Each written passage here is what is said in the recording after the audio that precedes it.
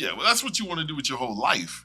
I mean, your whole life is you want to, you want to add value. I mean, like that, the whole joint. Yeah. Well, I'll get you correct, man. I'll set you correct. So no, man, that's your whole life. I mean, not just your whole life, but everything that you're part of. Your marriage. You got to say, okay, how is my marriage adding value, not just to yourself, but how does my marriage add value to the generation that I'm a part of? I mean, that's your whole life is supposed to be, impacting your generation.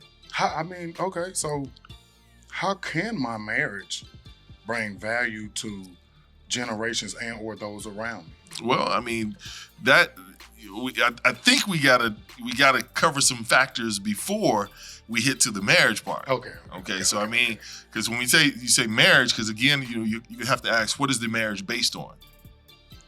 So, because if it's based just on, hey, sex, I want to have sex anytime I want to, then that's not going to be lasting. So what you're looking at is what I call the 4 stages of relationships, period. And so when you look at that, you say, okay, and this is the same thing I talk to my boys. My sons are young fellas, but what I tell them is, when you get ready to date somebody, you got to say, okay, what is the foundation of that?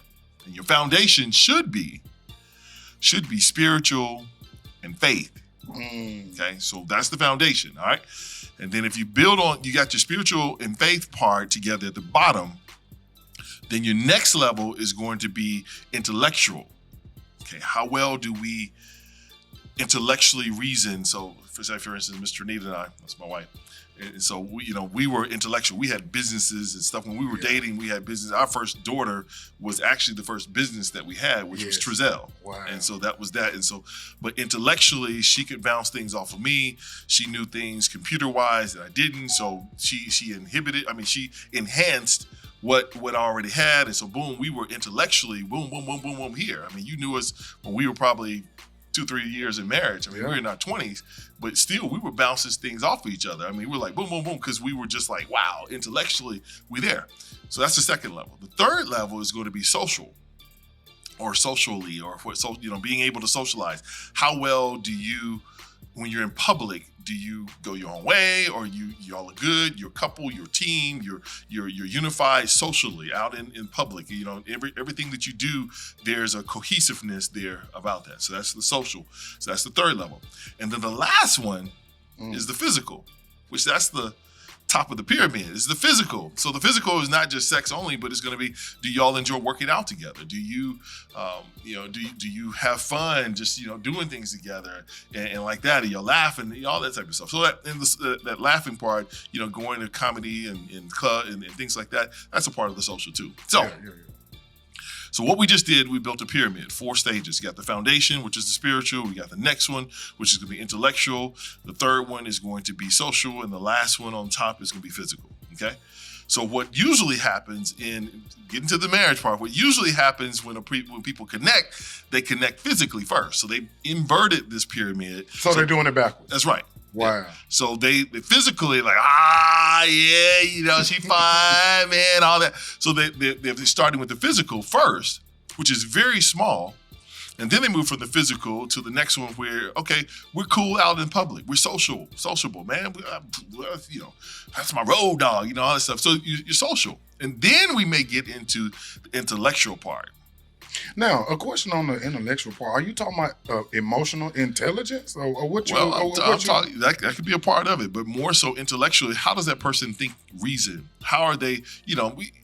We've all have talked to people that you're like, they fickle, man. They ain't. Yeah. I mean, as soon as you talk about something, they're like, it's like, man, you focusing on the minors and not the majors, man. What you talking about has nothing. Oh man, what kind of car you drive, what kind of rims you got. No, those are just really. Yeah, that's something, man. You have an accident, it's over. But we're talking about, does that person intellectually, how solid, how deep can they go? Are they interested in changing and impacting lives? Are they just interested in the materialistic things and money and stuff? You see like that? Yeah, that's what we're saying. So when we say intellectually, we're talking not just EQ, You were talking about, IQ also. So we got to be balanced in all those areas. And I think those are significant things. So anyway, when we go from the inverted one, so we've got the physical, boom, the fineness and everything like that, which changes, woman on a cycle, she's going, her body's going to physically change and all that. She's going to feel different and all that. And those are factors there. But if that's what you're basing it on, it's a shaky foundation. Now that period of the relationship is tough on both parties. It's tough. I'm talking about the pregnancy part, the non-physical part, him mentally, him not being so physically attracted to. I mean, let's just be real. At this time, 7, 8, 9 months, other than she's glowing and your child's in her and that's great and everything, you still got, you still a guy. So that part right there is challenging in relationships. Do you got anything for that part? Yeah. Well, I think here it comes back to, again, that's physical. You got 3 other factors there that hopefully you've developed in your relationship. But like we said, we're doing it backwards. That's right. That's just modern dating. Right. We're gonna do it backwards. He is not gonna take you serious if, in modern times, to me, if you're not giving it up. It just is what it is. Well, I mean, and modern times, I mean, whatever. There's going to be some times, I mean, I've been married 28 years. So, I mean, it's going to be times, man, where everything okay, she's not pregnant, but still she's like, no, don't touch me. Right. And that could be don't touch me for several months. And so that's where it goes again, where you as a mature male, or I don't know if females are watching or whatever, but you as a mature person have to realize that, hey, I'm, this is much more deeper than that. And that's why we have to look at the physical aspect. Yes, it's small, but also we have to look at within ourselves. And this is what I tell my sons. I said, that is kind of a framework for relationships. However, that needs to be a framework for your own life. And so we recognize that we as men and women are they say that we represent or we look like our 5 closest friends. Yeah. Okay, so my question to my sons and even my daughter said, so who's in your inner circle? Because you're going to represent that. So this is why I say now, so your inner circle, and so I at the beginning of the year, I took my boys and I said, okay, so said, who are the people in your inner circle? I had a dry eraser board. He said, okay, boom. He gave me different people's names. I said, okay, these are the people that you talk to probably every day or at least once or twice a week. Okay? Correct. All right. And so give me those names. I said, all right, so is this person in your life? I said, are they physical? Are they emotional? I mean, are they physical? Are they intellectual, social, or spiritual? Said, who are, how are they? And so they're like, well, hey, I like to work out with them. That's my road dog, things like that. So we exercise together. Okay, I said, that's going to be a physical part. I said, what about this person? This person, I said, well, you like going to the plays and movies and things like that. I said, that's a social person. Okay, all right, cool. And go in. So we went around. And both of my sons, I think my youngest son said, I got one guy that's my spiritual person that's close to my life. He's making sure that, hey, I'm connecting with God and everything. So this is what I said. And my oldest son was like, you know what? I don't have that person. I said, that needs to be your goal for this year is how do I get a spiritual friend in here to be someone that I'm talking to on a continuous basis? So now what we're looking at, back to your initial question, is about marriage and that factor. So you got to recognize that whoever you're hanging around, you're going to resemble. And that hang around should not be inclusive, and this may be a little technical here, but I'll explain a little bit later, should not necessarily be inclusive of your spouse. Because your five closest friends, you got to understand the spouse is kind of that's part of you. One flesh. Right, one flesh. So I have to understand we're two different individuals that have come together. So there's some overlap that we have in there, if that makes sense. Yeah. So I have to understand that who I am, and that was one thing that was real difficult for me because when we first got married, we moved to another city, another state. So we really didn't have anybody. We had to kind of establish that new friend. And for her, it was really hard because she was, women are really kind of hard to really gravitate to, new people, new culture, especially all those different things are factors there. And so for me, it was easy there. But who are those people I'm going to let in my inner circle? Well, I still had to talk to people back home. Okay. Now let's talk to those that may be in a dating, they're not married yet. Okay. Or if you're in that relationship, this is what I say, and tell my boys, I said, you should have your inner circle. So whoever you're dating, you bring into your inner circle, and they can check her out for you. So I said, guess what? Your inner circle, in my inner circle, because you have the inner circle, and then you have kind of your middle circle, like I said. I said, mine comprised of not only people that were my peers, they were actually older people, older couples. So I said, they knew me. And so when I brought my wife to be into this circle, they could check her out and say, Lindsay, she's good for you. Or, nah, man, no, there's some things. And so I went to my inner circle during our engagement period, and I said, hey, check her out. I want you to ask her all the hard questions. I want you to see if she's, legitimate, if she's gonna be a runner, all those type of things. And so, man, they checked her out, and they would come back to me, the next day or whenever we hooked up and said, man, she's solid, man. So you had some elders in your your circle. Yeah. That's good. I got to right now. I gotta ask you. Is it a link that people can find you with? Yeah. You can go to my website, which is lifeversation.com. Okay. And that kind of puts you in there. So people say life versation. What does that mean? So it's like conversation. So we have conversation, CONVERSATION. It's conversation. So we say the con means with versation. So we took the con off. Though just don't be with. We want to live in life. LIFE versation. Lifeversation.com. Okay, we'll put that on the bottom of the screen, and we'll throw that in the description. Man, that's so valuable what you're giving us. Okay, so this is one of my main questions. Why bother with marriage? Okay.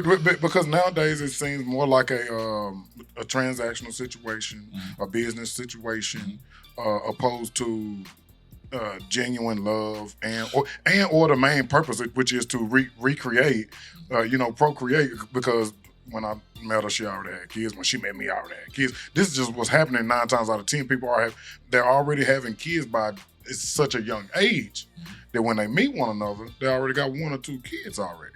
Yeah. So that they're not doing the actual purpose of marriage. Right.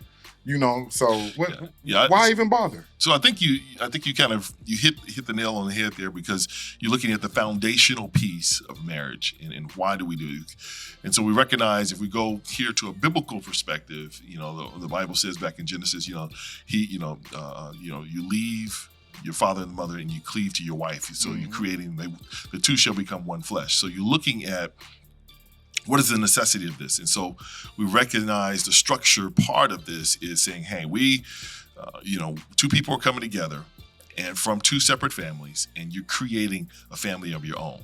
So that family of your own, what is supposed to be is we're looking at it, that family of your own is supposed to be, those children should have a mama and a daddy that is biologically theirs. Now, I know we're not in a it doesn't really work a lot now, but this is why I say, don't, because of what things are happening now, the trends that are going now, don't negate and push down what it should be, the standard. You see, like that, and say, hey, this is what we want to push for. Otherwise, what happens, you water the standard down, and you keep watering down, and we got the mess that we have now. Not to mention, you're going out of order, and anything not in order is chaotic. Yeah. Anything chaotic will crumble. Right. So the order of things, the things that you're talking about, I feel like this fly. Right. Yeah. And so in that, what you recognize does not mean it's going to be problem free. Right. But what it does mean is that when you have the structure in there, that I kind of say, like, God is on your side.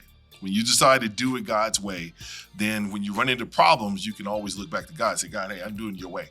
What's up? What's the deal? And I've been there many, many times when my wife and I were considering divorce, and we were considering, she was acting crazy, she was having a nervous breakdown, et cetera, et cetera, et cetera. And all this was going this way. And I literally, because I did it God's way, I could look back and God said, God, I didn't just marry who I thought was fine, God. I married who I felt that you said I need to marry. So you need to fix this problem. And then you just wait on God. Doesn't mean it's going to be like, boop, overnight. Right. Sometimes it took, when we were in a really chaotic situation, because, I had a brain tumor, I almost died in 2008. And then, she made it through all of that. That was very traumatic for the family, young kids, everything like that. And you got to look at, she held things together when I was at my worst. And I could not support the family. I'm in and out of the hospital, in and doctors, and not, there's no money coming in. And we had to get on disabilities and all that government assistance just to survive. And so she stuck through all of that. So once we kind of made it through, and then I guess reality started hitting her, she had a nervous breakdown. Like, oh my goodness, Right. oh my God, what am I didn't sign up for this, and who am I, and all that. She's like, because she had been putting everything on the line, getting up every day, grinding, just to survive. And so when you come back for that, I really couldn't fault her, saying that when reality slapped her in the face, she'd been through a whole lot. And so in that still doesn't take away the pain and the pressure of, of she's losing it every day. And I don't know where she is, and she's not calling, she's not answering her phone. She, her parents don't know where she is and all that. I mean, it doesn't take away those things, but not at all. But I had to keep the faith and keep the fact that, hey, you know what? I believe she's a good person. Don't let me slight her name. Don't let me put it down. I believe she's a good person. She's going to pull through this. And that was one thing my mother-in-law, her mother constantly said, she's going to make it through. She's going through a lot of stuff, but she's going to pull through. And that's what I had to do. I had to believe that she would pull through. And it took about 2-3 years. 2-3 years of hell to get through it and still hang on in there. Now, what about the people right now watching this that's saying, man, ain't no way I done went through all that with her, or when you was just speaking about when you was down, hospitalized, no income coming in, and the woman who looking at this and said, "There's no way I couldn't have stayed there in that situation." What do you say to those people? What did it take? What kind of Oh yeah, I understand. What did it take to make it through that? It's going to come back to your why and your purpose. Because if you're just marrying for money, then we got materialism there. If you're just marrying for the sex, for the way the person looks, or for the family, or whatever those things, those are what I call surface things. So are you taking it all the way back to the 4 stages? You have to. Right back to the foundation. So you have to. So you say the foundation is built on this. So therefore, and this is why I say when you do it, are you doing it in your own self, or are you doing it God's way? And when you do it God's way, and God is saying, hey, did you run everything by me? I mean, Proverbs talks about, in wise counsel, there's strength, there's godly wisdom and all that. And so the thing is that before you just hook up with somebody, before you divorce somebody, you need to say, another verse talks about itching ears. Am I just looking for what I want to hear? Love it. Am I looking for the things that just make me feel validated? Yeah. And what they say, they usually say rationalize. We've tried to rationalize, Well, you know what rationalize is, right? It's rational lies. You're trying to, you're trying to bring the lie into a realization. You're trying to rationalize the lies, and that's what it is. That's good. And so what you're trying to do is trying to figure out, I no longer love you. What? What does that mean? I mean, you know what? I no longer love you. You mean you no longer like? Because love is patient, love is kind, love is gentle, love not easy to anger, love is all those things are love. So when you look at that and you say, okay, am I doing this out of myself? Because the flesh gets tired. It gets really frustrated. Like I give up. All right, go ahead. You brought us right to my next question, and I hate to interrupt your wisdom, but I just absolutely have to ask: is commitment in a marriage? Does commitment in a marriage outweigh love and fondness of one another? Yeah, I mean, I would say. I'm asking that because love and fondness of one another. That's so surface. Yeah, that's so surface. It wears. Yeah, because I mean, it's usually not love. It's usually I like you or I lust for you. That means I like something about you. But when you get down to love, it's not really based on. And this is what I say: if everything that person has was gone. Let's just say my wife's beauty, she got in an accident, so her beauty is gone, her shape is gone. She had the child, and now the child, she's lost all that. I mean, she's got different diseases coming up on her and everything like that. And so that's where I go like that, and what we call, the different types of love. We talk about that too, but you got the the phileo, you got the agape. So when you get down to the bottom line, I'm trying to cut through all this, but you get to the bottom, you say agape love. Do I have unconditional love? That means that I'm with you no matter what, wherever you go. And that's one thing I have to say with my wife. We've lived in different states. We've traveled all over. For 28 years, we have lived in probably 4 or 5 states, have gone everywhere. And the whole idea is wherever I've gone, even though she sometimes has regretfully said, okay, but she's been there by my side. And that's why I'm saying, even in my worst situations and everything, that's where I come to the bottom line and say, that's love. Love is saying, hey, despite my feelings, Yes, it's commitment. And that's why I say don't marry because you say I love someone. No, marry because you say I see everything that this person brings to me, and because of that, I'm committing my life to whatever. And that's what the marriage vow is supposed to be, you know. Now you brought me to another point. Now what about the gurus who say men aren't loved without money? Only women and children are loved unconditionally. What about that? Well, I mean, we can go to itching ears and we can go to rationalizing and stuff like that. So, I mean, but we're going to look at, what's going to last and what's going to stand the test of time. Yeah.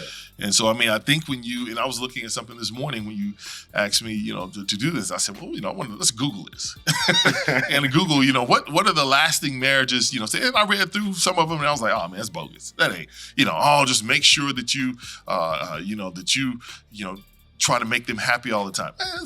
You cannot do that. I mean, you have to get to a point where you decide to guess what? When you live with somebody and you're there for them for years, I mean, they're bad and they're uglies and they're undesirables. And guess what? Sometimes we as spouses, we want I just want you to change. And you're like, I'm gonna change you, baby. I'm not gonna do it anymore. Man, you lying.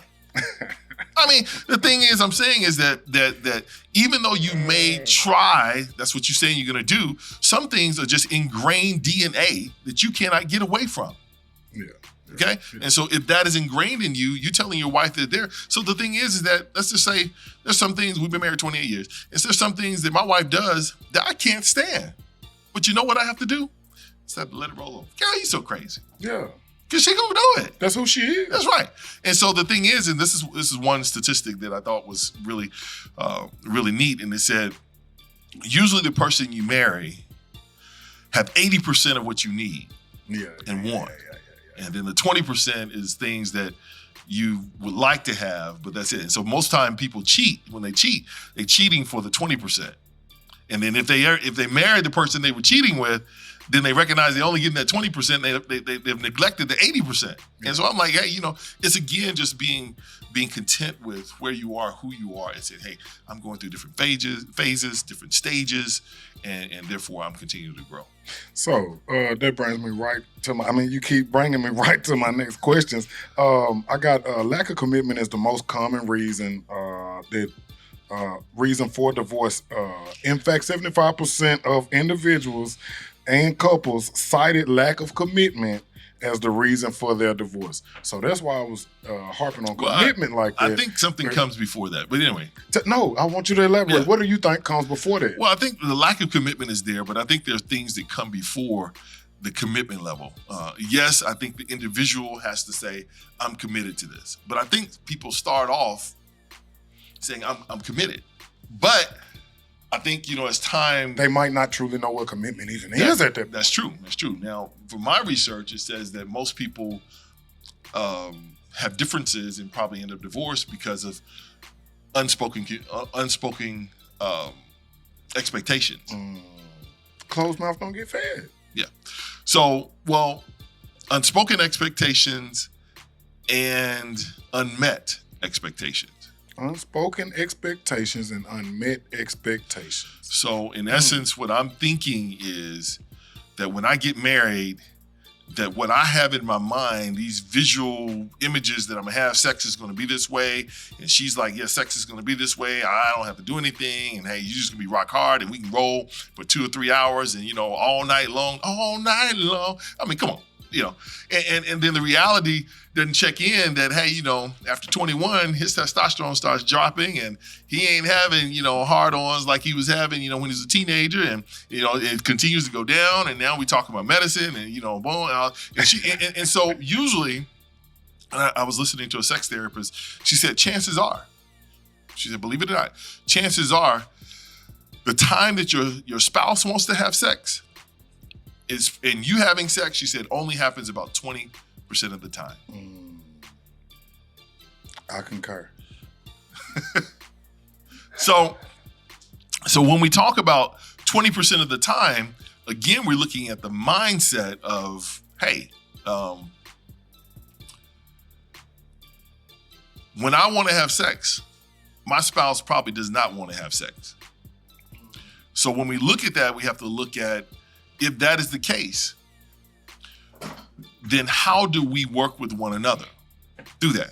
So, and most women are going to be like, hey, every time he wants to have sex, I'm not turned on, or, I'm not ready, type of things like that. Now, I'm assuming most people out there are married. So I don't know if you know this, but there's technically only 1 or 2 days a month that you can get pregnant. Anyway, that'll be a whole nother lesson there. Right. But is there any remedies to that? To what? To I want to lay up with my wife, and she thinking about some sitcom, and she, you know what I'm saying? The 20% of the time when we click. So this is what I would suggest in the midst of that, is that you have to have a servant mentality. And man, this blew me away as when my wife and I were having problems, man. I'm telling you, and maybe they're speaking to somebody, I don't know, but I'm telling you, man, I would leave work. I would come home, drive up in the driveway, because I knew when I stepped in the house, my wife is about to curse me out. Everything that went wrong is about to be poured out on me. And I'm like, man, and I would sit in the driveway and be like, man, why do I want to go in here? Why do I even want to go in here and be attacked like this? And so I remember I was sitting in the car and I was praying, and I said, God, I really don't want to even go in here. I'm tired from my job, and, this is just about to be hell when I walk up in here. Kids in here, all this, man. I'm like, and I remember God said, look, it ain't about you. When you walk up in here, it's about how well you serve. And so when you walk in the door, don't respond to anything she says negatively.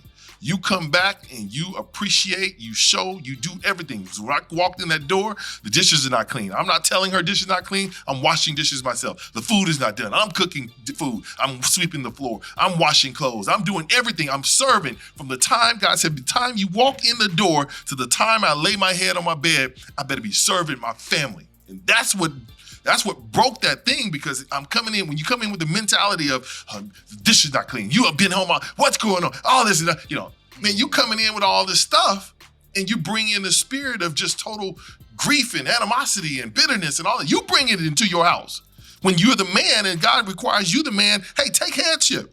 And you take headship in serving. I've never even thought of it like that, but it brings to my attention that one verse, let the greatest amongst you serve. Yeah. And it also brings the thought, this is what I signed up for. That's right. When I got married, I signed up for this. Mm-hmm. I went in front of God and we exchanged rings, or we went to the courthouse and we done this. So this is what I signed up for. So I'm supposed to be in servitude. That's right. Yeah. Man, I never thought of it like that. So do you know how hard that is to do? How much discipline a person have to shift their whole paradigm, their whole way of thinking to get into that? Well, this is what I say. As long as you rely on yourself, it's hard. You can't. It's hard to do it. We know the middle letter of sin is I. The middle letter of pride is I. I can keep going. The middle letter of a lot of these words that we look at is I, because when you get into the center of this and you're trying to do it all in your own strength, man, you fail every time. Every time. And so what I'm saying is that when I got in there and it was all about me with my wife and my needs need to be met, then that's it. You see? So, but I had to look at the fact of saying, you know what? No, man, it's about walking in here, being the servant, and recognizing that I don't go to her for my feeling, or for my renewing and my feeling. I go to God for that. And so right there, I have to be her priest. And so therefore, I'm taking whatever problem she has, God, I'm gonna bring it to you, and I'm expecting you to revive me. And so therefore, now I can come here and serve it. At her lowest point, I'm not begging or saying anything to. At her lowest point, I'm pouring, I'm giving, I'm anointing, I'm putting salve on the wounds, everything, I'm serving. So therefore, if this is the house that I'm in, you came to my house.